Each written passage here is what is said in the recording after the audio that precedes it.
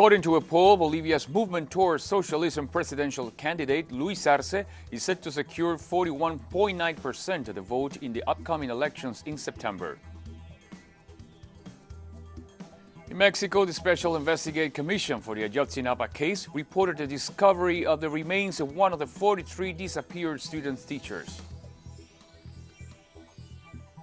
Hezbollah's Secretary General has condemned statements by the U.S. ambassador to Lebanon, who accused the organization of jeopardizing the country's economic recovery and stability.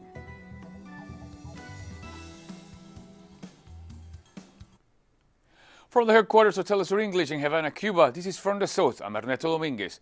And we start in Bolivia, where according to a poll published by the Latin American Strategic Center Geopolitics, this Tuesday, Bolivia's movement towards socialism presidential candidate Luis Arce is set to secure 41.9% of the vote in the upcoming elections in September. According to the center, this percentage of popular support would allow Arce to win the presidency in the first round, far exceeded the Bolivian right-wing candidate Carlos Mesa, who is set to secure barely 26.8% of the vote. According to the poll, Janine Áñez, who self-proclaimed himself interim president following the coup last year and also plans to stand as a candidate, has half of the vote intention that Mesa enjoys.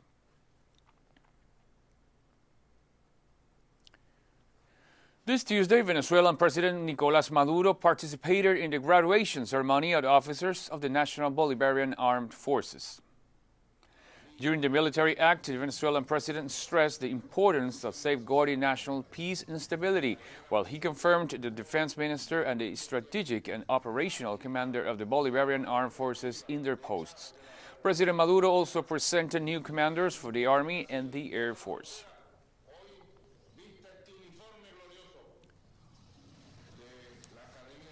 Also on Tuesday, Vice President of Venezuela for Communications, Jorge Rodríguez, provided an update on the COVID-19 figures in the country. According to Rodríguez, there were 282 new coronavirus cases reported in the last 24 hours, as well as 3 COVID-19 fatalities, bringing the death toll to 71. Venezuela has now confirmed a total of 7,693 cases, over 2,000 of which have completely recovered from the virus.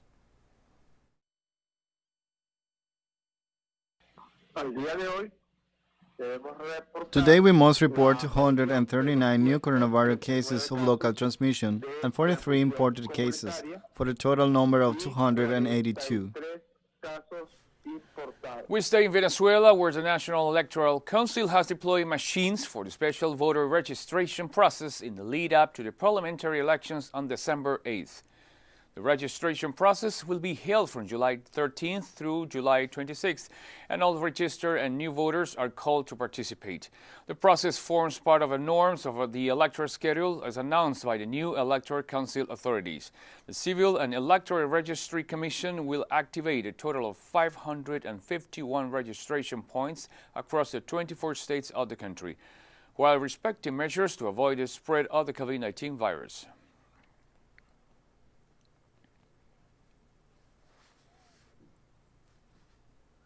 Colombian Senator Iván Cepeda of the Alternative Democratic Pole has requested that the President of the Senate confirm whether President Iván Duque provided the necessary information regarding the deployment of U.S. troops in the country.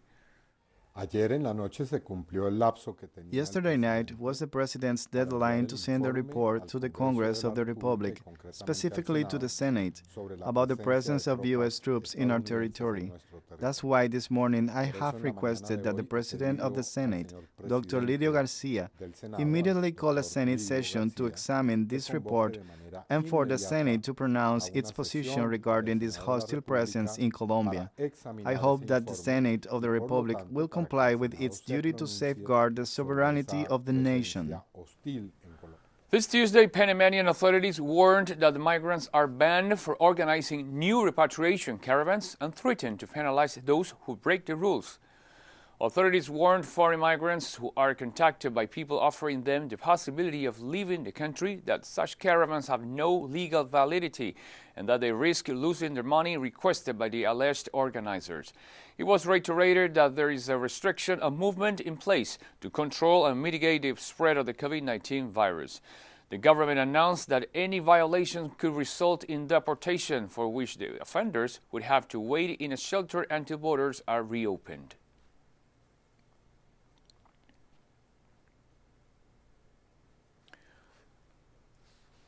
Argentina has presented its debt restructuring offer to creditors who will have until August 4 to accept the proposal. According to Argentinian government, this is its last offer to renegotiate the more than $66 billion owed. More details from Argentina with our correspondent Juan Carlos Bartolota. Improved to avoid default, Economy Minister Martín Guzmán, together with President Alberto Fernández, finalized the proposal that was presented this Monday to the National Securities Commission of the United States and the creditors. It reaches $53.5 for every $100 contracted in debt bonds, and in principle, mark a favorable response from the markets. What it marks is an effort and a very clear intention on the part of the government to avoid any kind of possibility of disorderly default and to put the issue of the debt in Argentina in order and to raise it in the framework of a voluntary restructuring. Nothing is close. It is true that this is what we are seeing today in the stock market with the price of the shares, the price of the bonds that are rising very strongly. It is true that it has a lot of support if it is known that one of the main groups of bondholders publicly declared to accept the proposal. The doubt is with another group that is headed by BlackRock. With the rise of the stock market up to 7.4%, and with the shares of Argentine companies abroad reaching an average of up to 22%, it is a very special day for the directors of the Argentine Industrial Union who support the government's initiative. This will mainly improve, not only in the medium and long term, but in the short term, the financing to those companies that have to provide themselves with inputs from abroad. Do not forget that 2/3 of the inputs needed by the Argentine production are from abroad, and obviously this will improve the financial matter. Beyond that, I think it is healthy for the economy of the country for the medium and long term as well. It is already known that with the support of the IMF and the G20, the Argentine proposal should be on the right track and clear up doubts about the economic future of the country and the consequences in a globalized economy. But for that, it remains for the BlackRock group to define its position and thus know if the government manages to avoid the default, so the open end could be extended until 5 p.m. next August 4th. Juan Carlos Bartolota, Telesur, Buenos Aires. The Cuban alternate permanent representative to the United Nations, Ana Silvia Rodriguez, stated at a panel organized as a part of the UN Virtual Counterterrorism Week that the hate speeches and messages promoted by the U.S. government encourages terrorist acts against Cuba.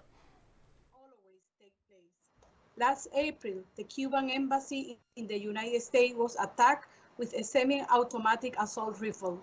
This serious terrorist attack endangered the life and the safety of the staff of the diplomatic mission and their family. At the time of the shooting, 10 Cuban diplomats were inside of the headquarters of the Cuban embassy. The perpetrator of the attack was arrested by the local authorities at the scene and remained in their custody. 2 months after the terrorist attack has passed, and the United States government is still unable to publicly condemn the events and acknowledge its terrorist nature. It also refrained from taking action against terrorist individuals and groups residing in the United States territory that incite violence against Cuba and its institutions. The attitude of clear complicity of the United States government involves the risk of being assumed as an endorsement of terrorism. The groups and individuals who have carried out terrorist acts against Cuba have operated for years and continue to do so with impunity in U.S. soil.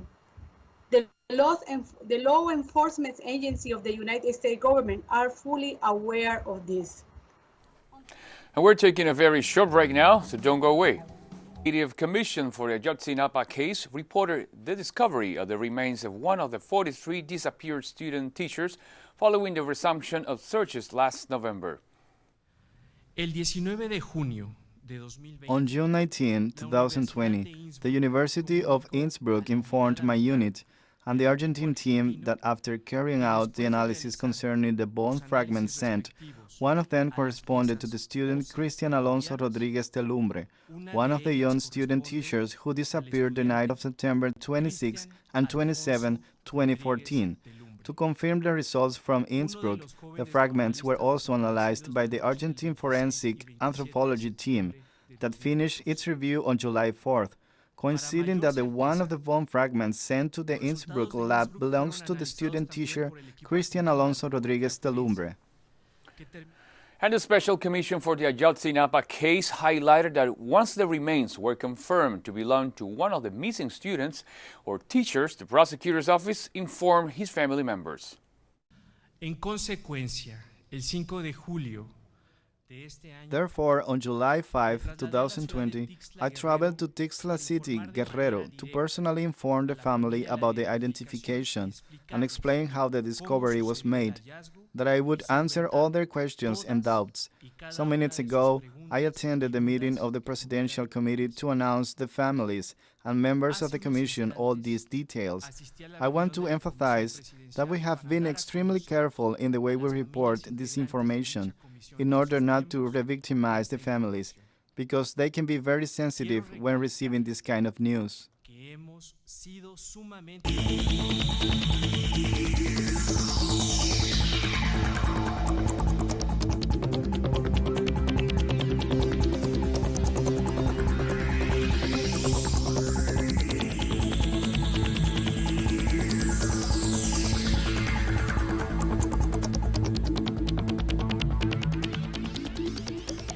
And during a press conference, the Director General of the World Health Organization stressed that the novel coronavirus pandemic shows no sign of slowing down. It took 12 weeks for the world to reach 400,000 cases of COVID. Over the weekend, there were more than 400,000 cases across the globe. There have now been 11.4 million cases of COVID-19 and more than 535,000 lives have been lost. The outbreak is accelerating, and we have clearly not reached the peak of the pandemic.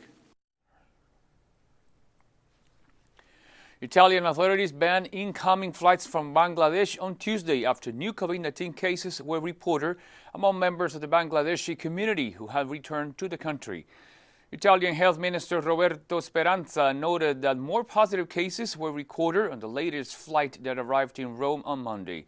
This decision comes after a worker who had recently returned from Bangladesh was said to have infected the owner and his colleagues at a restaurant near the capital. Meanwhile, Italian authorities are working on new safety protocols for people arriving in Italy from outside the European Union and Schengen area. The flight suspension will be in place for 1 week.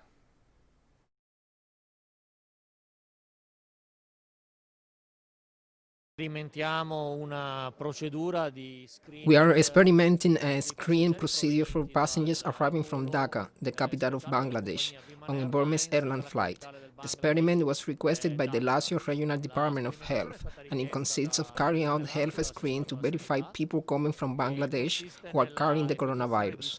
Our regional authorities believe that there is an increased risk in terms of the virus spreading from that country based on the epidemiological conditions of that nation.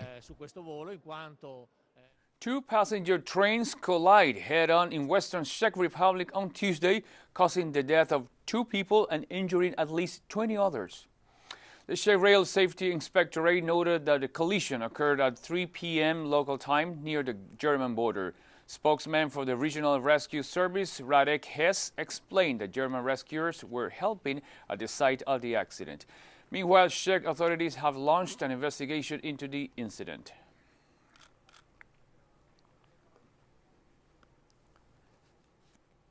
Thousands of demonstrators took the streets in Serbia's capital, Belgrade, on Tuesday after President Aleksandar Vučić announced that COVID-19 restrictions will be reimposed.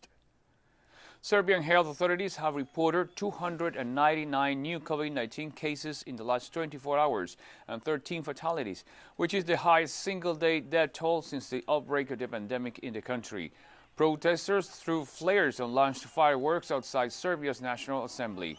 Meanwhile, President Vučić noted that the situation in Belgrade is alarming as hospitals are reaching their capacity. A lockdown is set to start on Friday.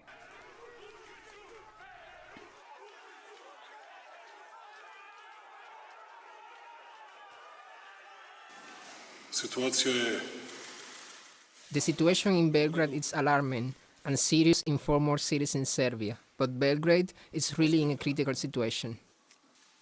Starting tomorrow, all public gatherings with more than 5 people will be banned indoors and outdoors, and starting Friday we will have a long curfew or ban on movements until Monday, and from Monday we will recess. We made a lot of mistakes. We have probably relaxed too much. Everyone thought it was all over. We were probably hearing that during summer it would be much easier than during winter months. Singapore will hold its general elections on Friday as authorities continue to carry out phase 2 of the easing of COVID-19 restrictions. A total of over 2.65 million eligible voters are expected to head to polling stations.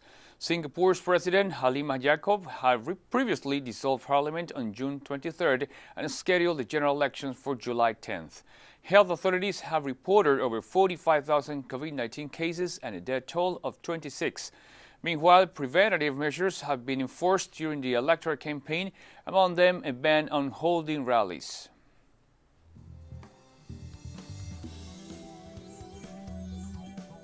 We have more stories coming up after this final short break, so stay with us for more.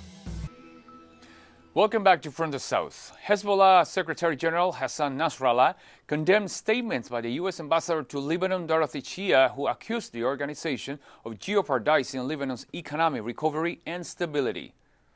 Since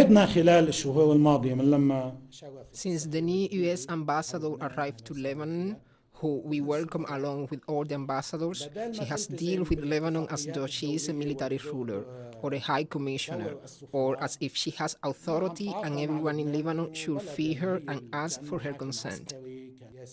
Every day the ambassador attacks Hezbollah and describes it in the ugliest way, saying it is a terrorist group, thief, drug dealer and a gang, while the Lebanese state stays silent without saying one word. What's more dangerous is inciting the Lebanese against each other. The U.S. ambassador goes to political leaders in Lebanon and turns them against Hezbollah and the allies of the resistance. She's pushing the Lebanese towards infighting, sedition, and civil strife. The UN Refugee Agency has noted that it forced the Ugandan government to host refugees coming from the Democratic Republic of the Congo after authorities allowed a temporary opening of 2 border points leading to the entrance of over 3,000 refugees fleeing clashes between different militias. The new arrivals were previously part of a larger group of approximately 45,000 people, according to local DRC authorities, who had attempted to flee towards the Ugandan border shortly after deadly clashes erupted between armed militia groups in Ituri province on 17th and 18th of May. Some of the refugees shared heart-wrenching accounts of militia attacks on their villages to our staff. Many of them told us they were separated from their families and had little time to pack any belongings or look for family members before fleeing. Very few were able to carry personal items, and most fled barefoot with only the clothes they were wearing. UNHCR welcomes the decision of the government of Uganda to allow the group of refugees to enter the country and receive life-saving aid and protection. This effort demonstrates how, through quarantines, health screenings, and other measures, states can uphold their obligations under international law during the pandemic, while at the same time limiting potential transmission of the virus. Customs officials have warned of a downturn in revenue in the Central African Republic due to the COVID-19 pandemic's impact on the economy. Meanwhile, locals have complained about a spike in food prices and thefts by armed groups. We are still getting fish, but prices have gone up. The roads are blocked and there are armed groups who prey on the transporters. They take their goods and their money. How can we move forward like this? Our government isn't even looking out for us. We are all going to die. Our job is to take the money and put it into the coffers of the state. So this is a problem for us. We have targets to meet at the end of the month, and if the convoys of trucks do not come, that means we are not going to meet these targets.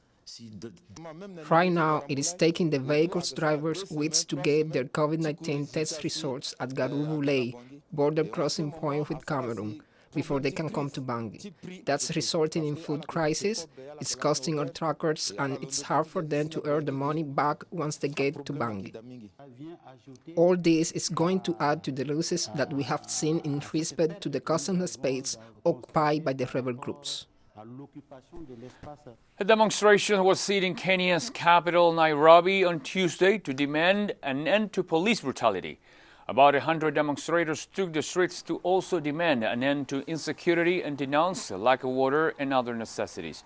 Meanwhile, Kenyan police fired tear gas and detained several protesters. According to activists, Kenyans have seen an increase in alleged police abuses in the midst of the COVID-19 pandemic, although a wave of widespread public unrest has not taken place over the issue.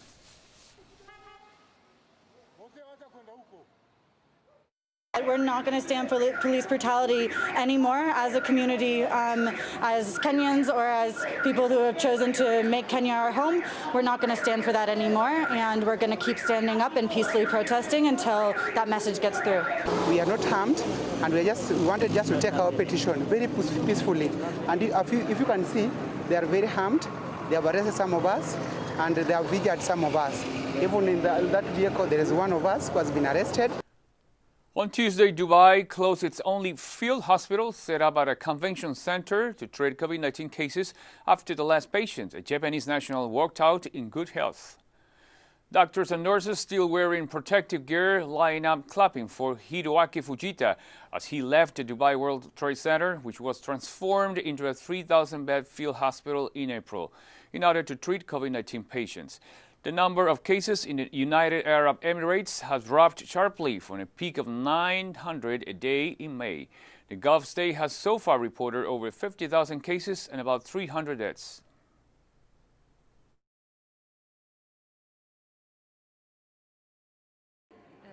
Today, on the July 7th, we witnessed the discharge of the last COVID-19 patient from the Dubai Field Hospital. So now we will close the field hospital, which has continued with us since the 14th of April in treating COVID-19 patients with a clinical capacity of 3,000 beds and a capacity of 1,800 beds for intensive care. But thanks God, we did not use all of these beds. We only used 1,290 beds. Thanks to the efforts of the government and the efforts of the medical staff behind me, we have been able to put the pandemic under control. I ask everyone to take a more safer way and keep your health. And we've come to the end of this news brief, and you can find these and many other stories on our website at telesurenglish.net. And join us on social media, Facebook, Twitter, and Instagram. For Telesur English, I'm Ernesto Dominguez. Thank you for watching.